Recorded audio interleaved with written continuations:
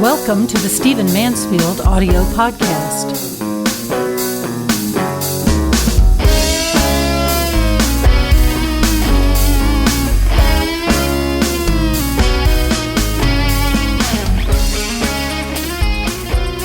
It's always good to hear from the listeners of this podcast, and recently I've been hearing from listeners, particularly in one area. There's been one question that many of you have been asking, and I want to address that question today. Some of you have said, look, I'm glad that Donald Trump is challenging the press. I think they've gotten unbelievable. I think they don't report accurately. They seem to be on their own agenda. I'm from the left politically. I'm from the right politically. I don't know how to get down to the facts. I don't know how to get beyond the media firms that control information in our society. What should I do? And I love this question because it means that people are beginning to be a little bit suspicious of the delivery systems, a little bit suspicious of the big media firms, and they should be. However well-intentioned some of their commentators and announcers are, the fact is that everybody has a bias. You can't sit and watch Fox News all day and get the truth completely. You can't sit and watch CNN, MSNBC, whatever you're watching, and get the truth. So you have to dig in a little bit. The reality is that as wonderful as our devices are and as wonderful as delivery systems of information are in our generation, all of us are going to have to do a little bit more work. So let me help you a little bit with some practical things that I do and that I recommend to people for getting to the truth, to getting beyond the headlines, getting behind some of these conversations that are happening. We're living in an age that is wonderful. It just requires a little bit more investment on our part to get the information that we need. So here's some suggestions for you.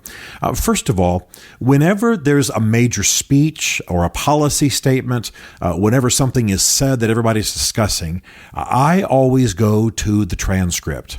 When President Obama recently gave his farewell address, I purposely did not watch it on television because I, quite frankly, am highly visual in my modalities, and I can easily be distracted by all of the visual stuff on the screen. I want to know what he actually said.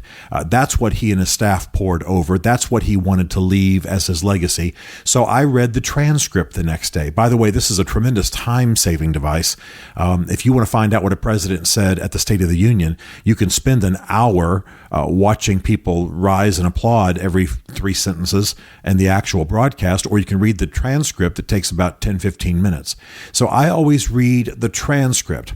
There are a couple of benefits to this. First of all, I know what is actually said rather than just the spin before and afterwards.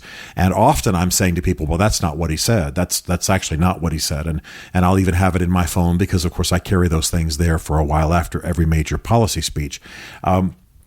So I know what's actually said. It stays with me longer because in my particular case, I remember words longer than I remember images, and it just helps me.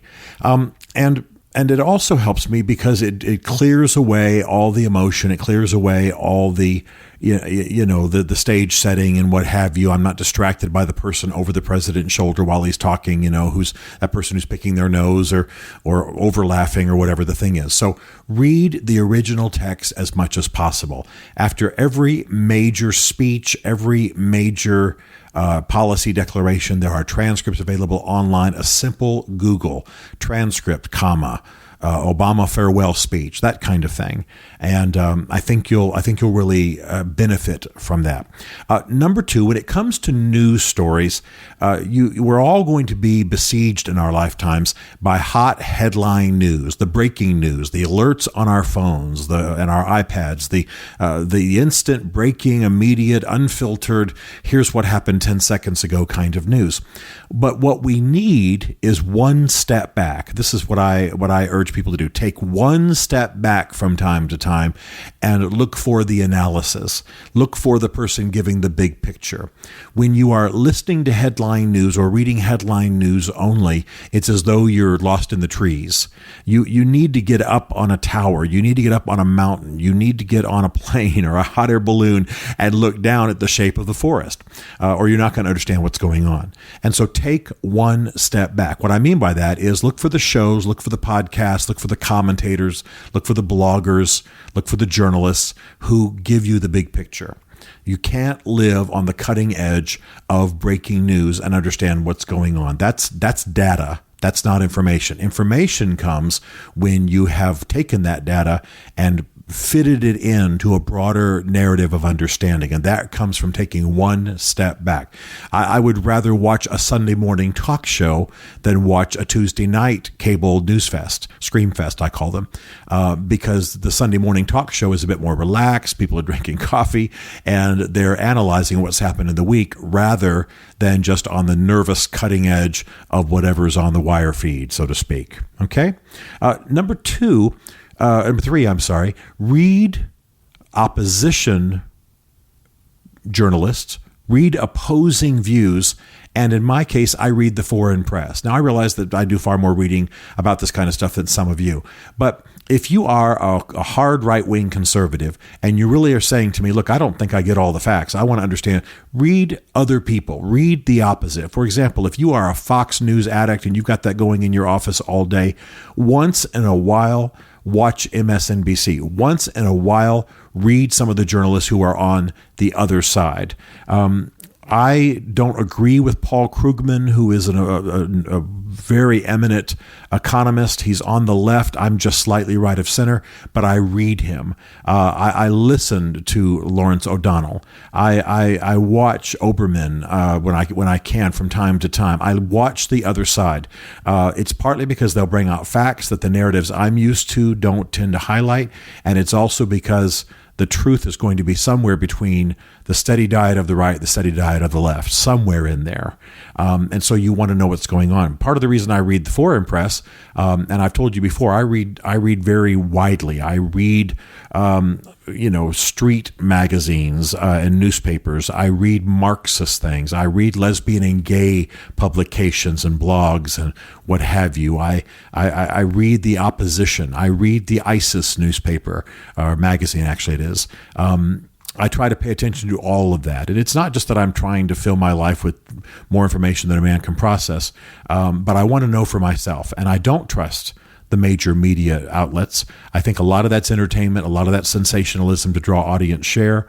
So I read the opposition and I read completely other, foreign. And I recommend that you do some of that at the same time. Okay. My fourth point is this. Ask yourself on any subject that you are being exposed to, do you really know what's happening? For example, the horrible civil war in Syria is filling our news headlines. It was a major topic of the campaign. It's one of the major criticisms against President Obama. It's one of the things that Donald Trump says he's going to address. Stop, pause.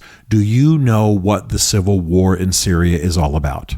Do you know what the YPG is? Do you know what the sides are? At some point on some of these issues, you ought to stop and do a Google search for backstory, Syrian civil war, profile, Vladimir Putin. You understand what I'm saying? Take a step away, as I've said earlier, from the story and make sure that you understand just the basic facts. There are a lot of news organizations that provide sort of backstory, background. Here's what's really going on. Here's the big picture kinds of perspective. You can read those. And by the way, you can read them from publications you may not even like. You might be a conservative who doesn't really trust the Washington Post, but when they zoom out and do one of their, backstory, Syrian civil war kinds of things online, they're usually pretty good. National Geographic will do those kinds of things. Stratfor, Stratfor, will do those kinds of things. You'll find ones that you trust. Just the straight up facts. Here's when it started. Here are the sides. Here are the factions. Here are the deaths. Here are the weapons. Here are how other nations are aligning. Here's what the American president said last week about it. That kind of thing. It will help you because you don't know what you believe about what Donald Trump said about Syria if you don't know about what's happening in Syria, and you aren't going to find out what's happening from either Donald Trump or from any of the major news networks on a given Tuesday night. You got to drill down. You got to find out what the facts are, and that's not that hard.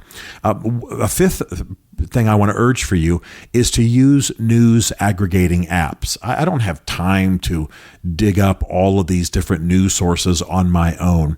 I do have a staff. I do have researchers. We're normally busy with other things. So for me to make sure that I'm clear about what's going on in the news, I use apps like Flipboard. I've recommended this before. Feedly. By the way, if somebody out there is an app producer, an app creator, oh gosh, I miss an app called Zite, Z-I-T-E. It was the best thing I'd ever used. And then I think the people at Flipboard bought it out and killed it. But Flipboard, Feedly, others of these, I sometimes use the Apple News app, but it's not really. I like apps that are news apps that are fine-tunable, that I can say I want more of this kind of story, less of that kind of story. That way I can get rid of the silliness. I can get rid of the 10 things you ought to be eating to have nicer looking toenails, and I can pay attention to real good analysis about economics or about the Kurds or whatever I'm interested in. So Flipboard and Feedly are two of those. There are others, but you can actually set these so that they go out and get the news on topics that you care about. And there are far better ones to be made, and we've had some better ones in the past that have been destroyed. Maybe they'll come back around. I want to say too that you want to make a distinction. This is sort of 5A. It might be my 6th point, but make sure that you make a distinction between entertainment and news. I enjoy watching John Oliver, even though he's crass, as much as anybody else. Some of the other, funny comedian-driven news discussion shows. They're good to watch. They're fun. They're entertaining, but they're not necessarily news. John Oliver says stuff that's not even factually correct a lot of the times, and then sometimes he'll move me to tears with even his humorous discussions of things that actually need to be said. But make a distinction. Know what you're watching. Don't mistake John Oliver for Walter Cronkite. Don't mistake John Oliver for serious reportage. He's doing. He's lambasting, he's doing roasts, he's doing comedy, and yeah, there's some facts in there, but make a distinction. That's very, very important. And then I want to say too that the main issue, I think number 7, this would be my number 7, is to maintain a certain amount of humility. In our age, in our generation, everybody wants to be in the know. They want to know the skinny. They want to know the down low. They want to know the details. And I'm a fairly informed person. I hang with congressmen and senators and appear on these talk shows and have green room discussions with brilliant people. And I read a lot and, again, write books and have a staff that's always feeding me information. And I just want to say that I have no problem saying I don't know. I just don't know. There are things I just don't know. Even about areas where I'm supposed to be an expert. I'm often, probably my forte is religion and American culture. It's what my doctorate's in. It's what I write about. There's things I don't know. I just don't know. I write a lot, care a lot about the Kurds. I'm certainly no expert. There are people far superior to me. But there are times I'm on the air and I go, I just don't think we know about that yet. We just don't know what's going to happen. And I've just said a phrase that's very, very important. Many people, the reason they want to know information, the reason they want to have data is they want to be able to anticipate the future. Well, it's not just because I'm a Christian and I believe the future is in the hands of God. The fact is, many fools end up exposing themselves because they're anticipating too much about the future. I had very good mathematical reason to believe that Hillary Clinton would win this recent presidential election by just a percentage point or two, and she lost by a nose hair, as they say. I was wrong. I don't usually try to predict the future. I was wrong. Everybody I relied on was wrong. Everybody in the world was wrong, except a couple of geniuses hidden away in laboratories and universities. So you're always taking a risk when you talk about the future. There are some things I'm willing to anticipate. I'm not sorry that I, based on the electoral math, made the predictions I did about Hillary winning. But you have to be careful about that. You have to be careful about thinking that because you got 2 and 2 here factually, that it's automatically going to end up meaning 4. That's not the way it is in human affairs. It's not the way it is in politics. It's not the way it is with human conduct. So be careful about thinking you know what the future is. A lot of people are saying things that are just silly. In 20 years, we'll all be doing so and so. In 5 years, such and such will be happening. We won't be using such and such in 3 years. We have no idea. And one of the books that I would love to write one day when I'm not as much in the battle and up against the news cycle as I am now is I'd like to write a book on the predictions that people have made, experts have made, that shaped conduct at the time but ended up being incredibly wrong. Have you ever seen one of those 1930 movies about what the future would look like and how we would all fly around on some kind of surfboard and have wings on our hats and wear gossamer clothing and, just weird predictions. Now, the 1930s movie about, what 2010 would look like was just comical. It was weirder than the Star Wars bar scene. And it tells me what I know to be true, and that is that most of our predictions about the future, even by experts, are silly. So the most you could hope for really is to know the times, and by understanding the times, you can have some sense of what our current conduct ought to be. But trust me, you're not going to know what's going on in 50 years. Nobody 50 years ago anticipated the iPad that I'm holding in my hand right now, or the fact that the microphone that I'm using is plugged into an iPhone. Nobody anticipated that. Nobody anticipated the cloud that I'm about to send this podcast to when I'm done, not 50 years ago. So be careful. Now, the point of all of this is to get past the hubbub, get past the tumult, get past the dust cloud of data that's floating around, and really understand what's going on. Don't let the politics of left and right rule you. We're about to have very heated political fights, especially in the United States. We're about to have very heated international and foreign policy fights. People will slant the news according to where they are in those fights, aligning along the spectrum. And it's incumbent upon all of us as leaders, as citizens, as people who want to make a difference in the world, to go beyond just the surface level and make sure that we know what's actually being said. By the way, even about people we're not very happy with or don't like. Many of you don't like Trump. I get it. I was disgusted recently by his Twitter fight with John Lewis, who is a man I respect for civil rights but don't agree with politically. Definitely Trump should not have been hammering him. But you know what? I'll get up this morning, as I did, and I'll keep tabs on what Trump is doing, because he's going to be president of the United States, and I want to understand the facts, and I'm not going to let my irritation with him keep me from knowing exactly what's going on. Don't you either. Let's know what's happening, and let's make the difference we can make. Stephen Mansfield is a New York Times best-selling author, a popular speaker, and a frequent faith and culture commentator on Fox and CNN. His groundbreaking books on faith and society include The Faith of George W. Bush, The Search for God in Guinness, Mansfield's Book of Manly Men, and The Miracle of the Kurds. His new book is Ask the Question: Why We Must Demand Religious Clarity from Our Presidential Candidates, available on Amazon. Learn more about Stephen at stephenmansfield.tv. The Stephen Mansfield podcast is directed by Isaac Darnold, who also wrote, produced, and performed the podcast theme song.